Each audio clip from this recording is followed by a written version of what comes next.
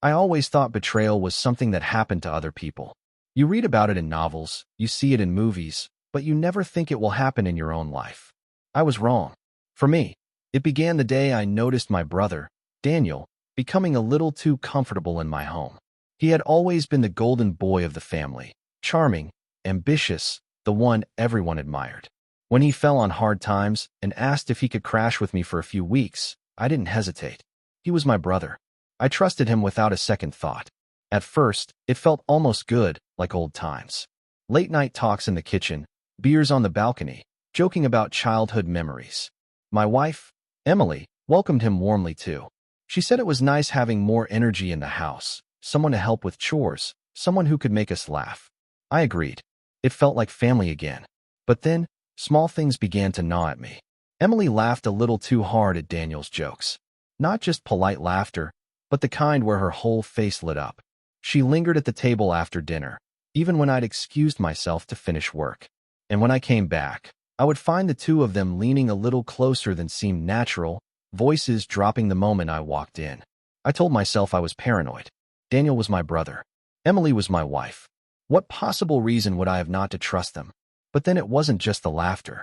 It was money too. Daniel started borrowing small amounts. $20 here, $50 there. Promises to pay me back that never materialized. One evening I logged into my joint bank account to check a payment, and I noticed a withdrawal I didn't recognize. When I asked Emily, she said Daniel had needed help covering a bill, and she didn't want to bother me. I let it slide. Family helps family, right? But deep down, a splinter of doubt was digging into me.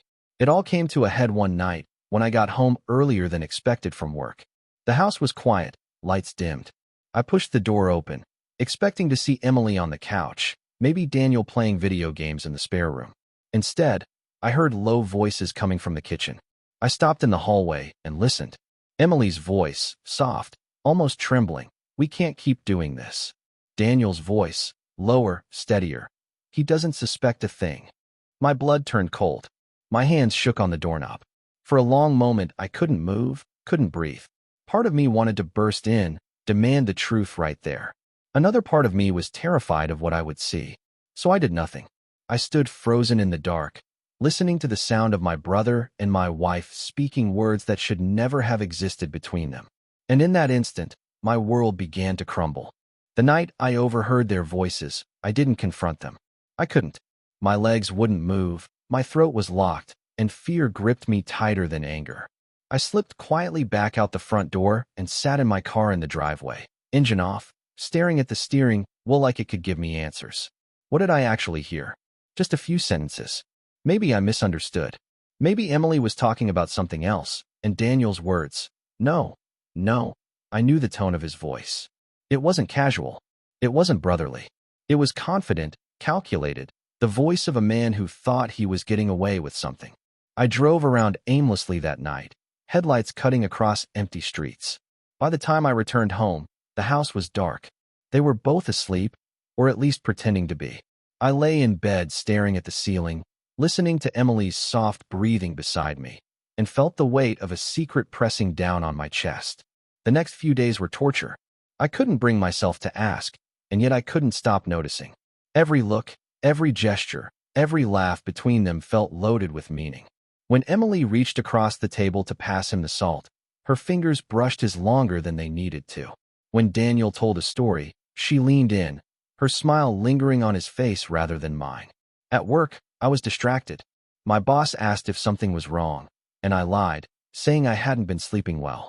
The truth was, I was unraveling inside, every fiber of my being screaming that something was happening right under my roof. Then came the first undeniable sign. One afternoon, I returned home early again. The house was quiet. Too quiet.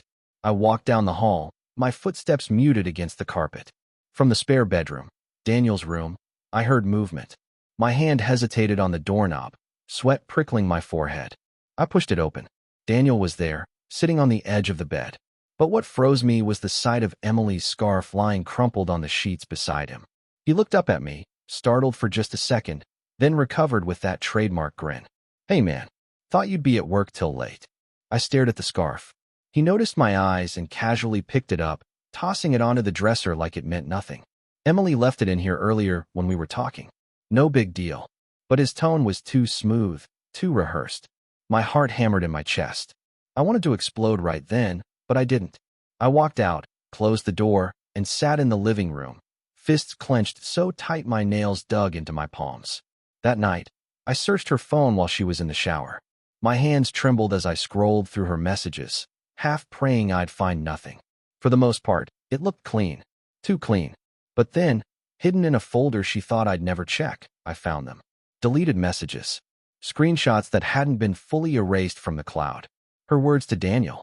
His words back. Flirtation at first, then something darker, something I couldn't unsee. One line carved itself into my mind, a message from her. We need to be careful. He trusts us both too much. My stomach lurched. The phone slipped from my hands. I had proof. Cold, undeniable proof. But proof doesn't come with instructions. What was I supposed to do? Storm into Daniel's room, scream at Emily, destroy everything in one violent outburst? Or hold it in, play the long game, wait for the perfect moment to bring them both down? I didn't sleep that night either. I sat in the dark, the phone screen glowing in my hand, scrolling through betrayal after betrayal, every word cutting deeper than the last. Emily walked out of the bathroom, hair damp, wrapped in a towel, smiling like nothing was wrong. She kissed my forehead, said she loved me, climbed into bed. I almost asked her right there. I almost shoved the phone in her face. But I didn't. Instead, I whispered, "I love you too," and closed my eyes. But inside, something broke. Over the next week, I became an actor in my own life. Smiling when I needed to, pretending not to notice the looks they shared, the way conversations stopped when I entered the room. Daniel borrowed more money, and Emily defended him. I nodded like it was fine, but in my head, I was counting every dollar, every lie. One evening, when Daniel left to meet a friend, I followed him. My heart pounded as I trailed his car through the streets. He parked outside a bar on the edge of town. I watched from my car as he went inside, scanned the room, then pulled out his phone. Minutes later, Emily's car pulled up. I gripped the steering wheel until my knuckles turned white.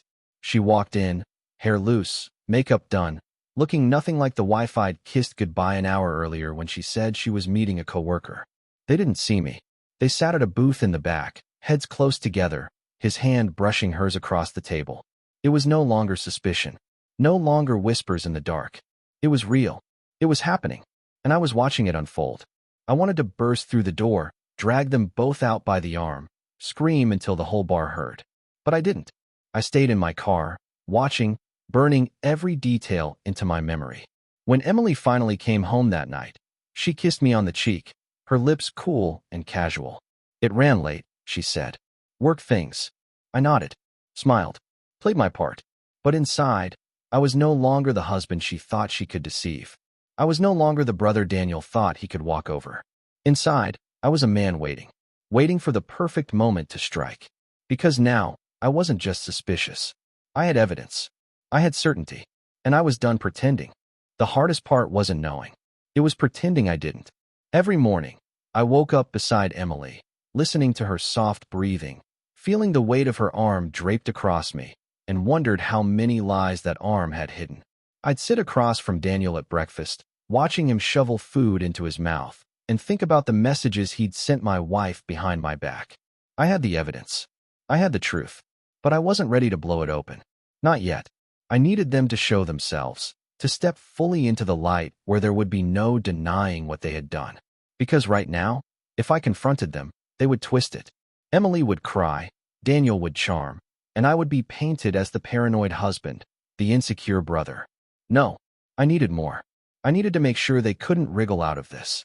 So I waited. And while I waited, I played the role of a fool. I laughed at Daniel's jokes. I kissed Emily goodnight. I loaned money without protest. I let them believe I was blind. But behind the mask, I was watching everything. The first crack came one night when Emily said she was going to visit her mother. She kissed me quickly, grabbed her purse, and left. 10 minutes later, I called her mom. A casual chat. Nothing serious. But when I asked how Emily was doing, her mother sounded confused. "Oh, sweetheart, I haven't seen her in weeks." My chest tightened. I didn't let on. I thanked her, hung up, and drove. My gut knew exactly where to go. Sure enough, Daniel's car was parked outside the same dingy motel on the edge of town. My headlights swept over the lot, catching its battered door, its flickering neon sign. I killed the engine and sat in the dark. And then, I saw them. Emily, slipping out of the car, laughing softly at something Daniel said. His hand brushed her lower back as they walked toward the door. My wife. My brother. My vision blurred. For a moment, I nearly threw the door open and stormed across the lot. But I stopped myself. Not yet. Not like this. Instead, I reached for my phone and snapped pictures. The grainy glow of streetlights lit their faces just enough. The proof I needed. When I returned home that night, Emily was already there, curled up on the couch with a blanket, a glass of wine in hand. She smiled at me, innocent as ever. How was your night? I stared at her, my throat burning. She had no idea I'd just watched her walk into a motel with my brother. Fine, I said, forcing my lips into a smile. Just fine. Over the next few days, I built my case. Every lie she told, I wrote down. Every slip Daniel made, I remembered. Screenshots, photos, notes. I was building a wall of betrayal, brick by brick, stone by stone. And then, I started testing them. One evening, I asked Daniel, "Hey, you've been out a lot lately. Seeing someone?" He smirked. "Nah, man. Just hanging with friends. Trying to get back on my feet." I nodded, pretending to believe him. "Good. I'm glad you're being honest with me." Emily was harder. She knew me better. She could read my moods. But even she wasn't perfect. "Your mom says she misses you," I told her casually one night. She froze just slightly before forcing a smile. "Yeah, I've been meaning to see her." I let it slide. But inside, I marked another lie. The game couldn't last forever. My patience had limits. And they were running out. The breaking point came at a family gathering. My parents invited us all over for dinner. Emily, Daniel, and I drove together, laughter filling the car like we were one happy family. The irony burned through me. At the table, my mother complimented Emily's dress. Daniel chimed in, teasing her, making her blush. My father told an old story about us as kids, how I'd always protected Daniel when he got into trouble. Everyone laughed. Everyone except me. Because sitting there, watching my wife and my brother exchange secret glances under the table, I realized something. I wasn't protecting him anymore. When dessert was served, I excused myself and went to the bathroom. In the mirror, I stared at my reflection, jaw clenched, veins standing out in my neck. My hands gripped the sink so hard it felt like porcelain might crack under my fingers. I was done. When I returned to the table, Emily was laughing at something Daniel said. I looked at them both, smiling politely, but inside I was already planning. No more waiting. No more pretending. The confrontation was coming. And this time, I wouldn't be the fool. I couldn't hold it in anymore. The pictures, the messages, the lies, they had been poisoning me from the inside out. And if I didn't let it spill, I was going to break apart. The night I finally confronted them, the house was quiet. Daniel had just come back from one of his late drives and was sitting in the kitchen with a beer. Emily was in the living room, scrolling her phone, pretending she wasn't waiting for him to come in and make her laugh. I stood there in the hallway, my heart pounding so loud I swore they could hear it. My palms were sweating, my throat tight, but something in me snapped. I walked into the kitchen, dropped my phone onto the table between them, and pressed play. It was the recording. Their voices. Emily's soft whisper, "We can't keep doing this." Daniel's steady reply, "He doesn't suspect a thing." The sound filled the silence of the house like a blade slicing through flesh. Emily's face drained of color. Daniel froze mid-sip, the bottle of beer trembling in his hand. I leaned against the counter, my voice calm, almost too calm. I wasn't supposed to suspect a thing, right? Nobody spoke. The only sound was the faint hum of the refrigerator and my own blood rushing in my ears. Emily stammered first. "It's not what you think." "Not what I think." I snapped, my voice echoing in the room. I grabbed the phone, swiped, and threw another image on the table. The photo of them walking into the motel together, his hand on her back, her laughing like a woman free of a husband. Emily covered her mouth. Daniel muttered a curse under his breath, looking anywhere but at me. I stepped closer to my brother, my fists clenched. "You, my own blood. I brought you into my home when you had nothing. I gave you food, a roof, money. And you pay me back by screwing my wife." Daniel stood, his face twisted with something between guilt and arrogance. "It just happened, man. We didn't plan it. I laughed, but it wasn't humor, it was rage boiling over. Didn't plan it? The messages say otherwise. The sneaking around. The lies. That doesn't just happen. That's betrayal. That's betrayal with intent. Emily started crying, tears streaming down her face. I swear I still love you. It was a mistake. I was weak. Weak. I warned. You don't trip and fall into a motel bed with my brother, Emily. You chose this. Over and over again. Her sobs grew louder, but I felt nothing. No sympathy. No pity. Only the hollow ache of something breaking that would never be fixed. Daniel reached out like he wanted to calm me. Look, man, I'll leave. I'll pack up and go. Just don't. I slapped his hand away, my voice shaking with fury. You should have left the second you thought of touching her. You think you can just pack your bag and erase this? You ruined everything. You ruined me. You ruined us. The room was spinning, my breath coming in ragged gasps. I wanted to hit him, to put every ounce of pain into my fists, but I didn't. Violence would have been too easy for him. No, I wanted them both to live with what they had done. Emily collapsed into a chair, sobbing uncontrollably. Please, please, don't leave me. Her words cut deeper than any knife. Because she wasn't crying for me. She was crying because she'd been caught. I looked at her, then at Daniel, both of them broken and silent under the weight of truth finally exposed. And I said the only thing left in me. You don't exist to me anymore. Neither of you. From this moment on, you're dead to me. Then I walked out. The front door slammed behind me, echoing in the night, but the silence that followed was louder than any sound. In that silence, I realized something. I had lost my wife. I had lost my brother. But I had gained the truth. And sometimes the truth, as devastating as it is the only thing that can set you free. The night I walked out of that house, I didn't know if I was ever coming back. The air outside was heavy, cold against my skin, but it felt cleaner than the poison inside those walls. I sat in my car for hours, gripping the steering wheel, replaying everything I had just said, everything I had just seen. When dawn broke, I drove. No destination, just away. Away from Emily's tears, away from Daniel's hollow excuses, away from the stench of betrayal that had seeped into my home. By the time I returned that afternoon, the house was silent. Daniel's room was empty. His clothes, his bags, gone. Emily was sitting on the couch, her face pale, her eyes swollen from crying. She looked up at me like I was the only lifeline she had left. He's gone, she whispered. I told him to leave. I didn't answer. I walked past her, into the bedroom, and pulled open the closet. Half her clothes were still there, but they looked foreign to me now, like they belonged to a stranger. She followed me, her voice trembling. Please, don't do this. We can fix it. It was a mistake, a horrible mistake. But I love you. I never stopped loving you. I turned, and for the first time in days, I felt something in my chest other than rage. It wasn't forgiveness. It wasn't love. It was emptiness. You loved me while you lied to me. I said quietly. You loved me while you slept with my brother? You loved me while you laughed in my face every day? That's not love, Emily. That's cruelty dressed up as affection. Her knees buckled, and she sank onto the floor, sobbing into her hands. I couldn't even watch. I called my parents that evening. I didn't tell them everything, but I told them enough. That Daniel had crossed a line no brother should ever cross. The silence on the other end was heavier than anything I'd ever felt. My mother's voice broke first. No, not Daniel. He wouldn't. He did. I said, my voice flat. My father took the phone. His tone was harder, angrier.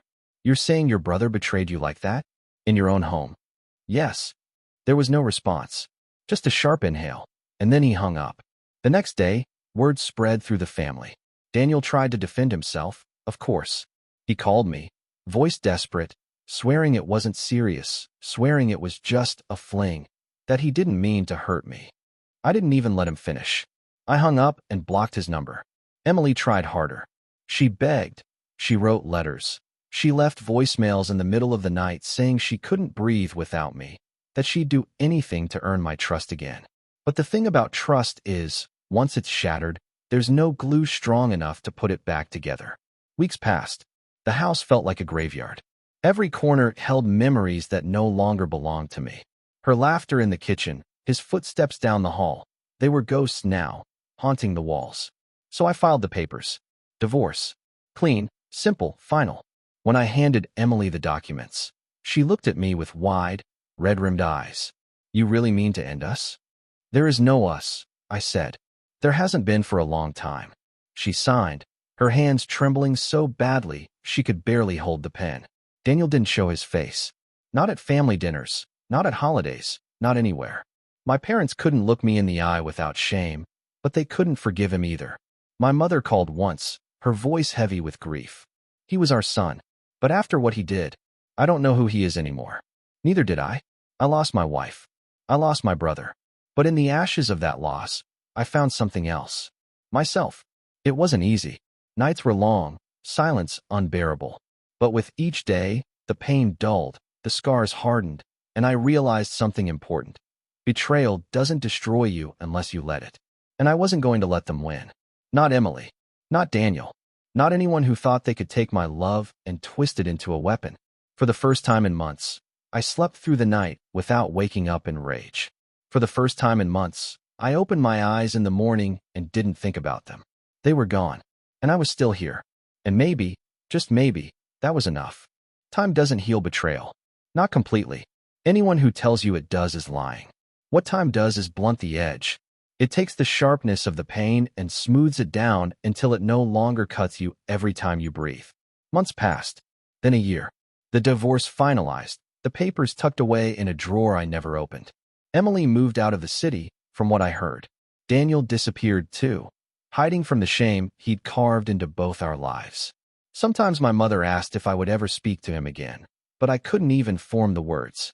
My father didn't push it. He knew some lines, once crossed, can never be redrawn. The house changed. I repainted the walls, sold the old furniture, ripped the sheets off the bed where she once slept beside me. It wasn't about pretending it hadn't happened. It was about reclaiming the space, making it mine again. And slowly, painfully, it began to work. I found a routine. Work, gym, weekends spent hiking alone. There were nights when loneliness clawed at me, whispering that I'd been robbed of something I could never get back. But then there were mornings when I woke up and felt lighter, freer. For the first time in years, I was living for myself. Did I miss her? Sometimes. Did I miss him? Never. But there were moments when memories crept in, her laugh, his grin, and for a second it almost felt like nothing had broken. Then the truth rushed back, sharp and undeniable. And I would remind myself, they chose this, not me. One evening, months after the storm had passed, I sat on the balcony watching the sunset. The sky was painted in reds and oranges, the air cool on my skin. And for the first time, I didn't feel anger. I didn't feel betrayal. I just felt alive. It hit me then. They hadn't destroyed me.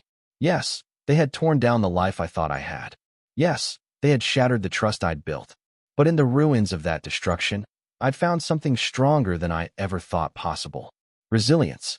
The kind of resilience that comes from walking through fire and coming out scarred, but still standing. I don't know what the future holds. Maybe one day I'll meet someone who shows me love without deception. Maybe I'll never let anyone that close again.